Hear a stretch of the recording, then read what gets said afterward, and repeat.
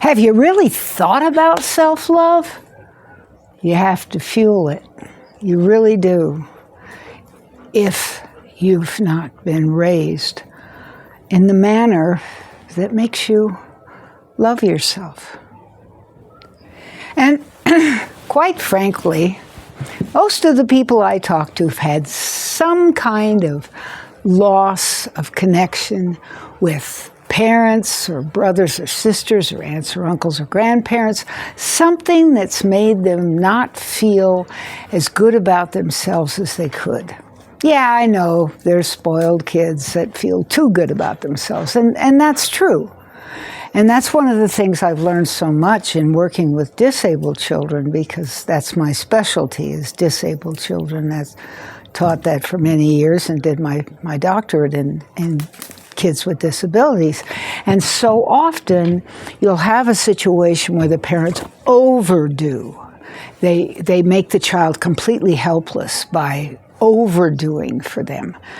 And that's also a bad way to know self-love. How can you love yourself if every single movement you make, your parents do it for you? They don't say you're helpless, they show you you're helpless. The opposite of that is parents. I was talking to someone just a couple of days ago. Her mother called her moron. Can you imagine? That was her nickname for her child, moron. Well, I didn't have a much better situation, but on the other hand, she wasn't hit. I was. So you have all kinds of things that stop us from feeling like we're worthy. Stop us from having the confidence that we need. Stop us for being able to love another person in an appropriate way. So many of the people with mental illness or unrelenting anger or different things like that is because they haven't had that nurturing as a child to make them feel good about themselves and have that self-love. When you love yourself appropriately, when you look in the mirror and say, not bad today, or you look in the mirror and you see yourself completely dressed in a new outfit and you go, yep, this'll do. And you feel good. You walk out the door with a smile on your face. That's self-love. When you do that, you can do the same thing to somebody else. You say, hey, honey, you look pretty sharp today. And that person is glowing with appreciation. Also, there was a course I did a number of years ago for people in my congregation that was just so incredibly special. I'll never forget it. It was a videotape. And the man had a Stradivarius violin, which is an incredibly expensive piece of equipment, beautifully made, but it had a broken string. And he was holding it like how tender it was and how precious it was. And he handed it to someone, and of course that person took it in the same way, whoa, I'm holding a Stradivarius violin. And then he went on to say, when your spouse, your partner, your friend walks in the room, do you treat them that way? Do you say, oh, I'm so glad to see you. I'm so glad you're here. Oh, you're just in time for dinner. It's so lovely to have you here. Something like that. Or do you say, will you get Charles? He's over there and he's making a fuss and the dog is fussing. We just take care of things. Different outlook. Different way of expressing. And very different for the person who just walked in from a hard day where maybe the boss was doing the same sort of thing and it's making them not feel good about themselves. Fueling self-love is so important If you find yourself too angry or too upset or too timid or too assertive or too most anything, if your best friend will tell you, you'll know, then think about it. Think about, what am I missing? Am I denying myself stuff? Am I feeling resentful because I can't go in and take a bath and be left alone in the bathroom for a half an hour? Am I feeling angry because I can't sit and read a book for a while? Do I purposely not read the book? Am I a martyr? Am I sending that message to someone in my family that I'm not good enough? Or do I feel guilty when I get my paycheck that I paid more than I'm worth?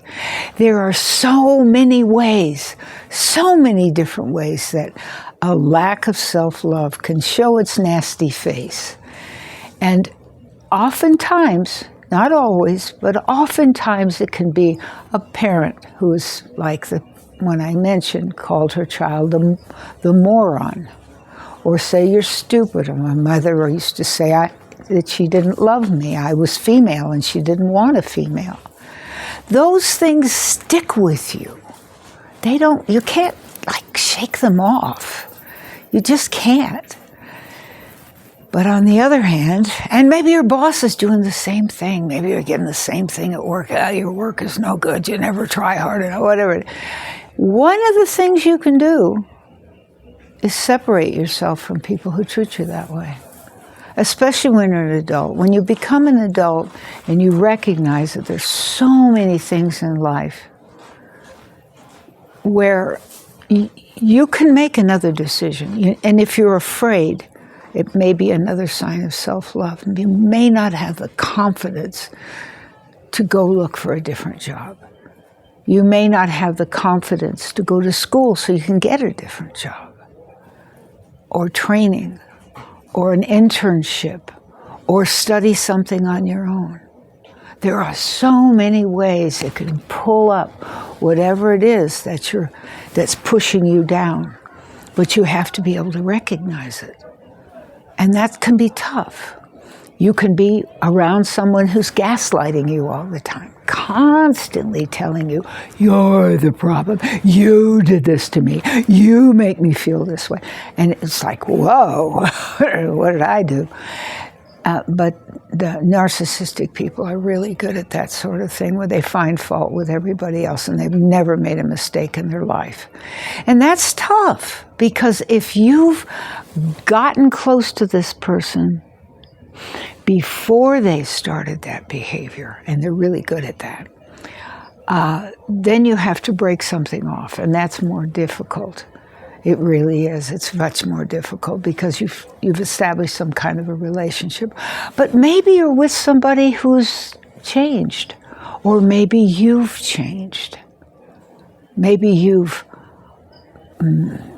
gotten another job, or moved, or gotten a different educational situation, or realized that this situation wasn't good between the other person was pulling you down, making you feel inadequate, or making you feel depressed, or just being around them and listening to them constantly telling you how they feel was depressing you, or asking you for money all the time, or asking you for time all the time, or making you feel like you were inadequate and they were more. There's so many ways people can make you feel low, and you need to go high.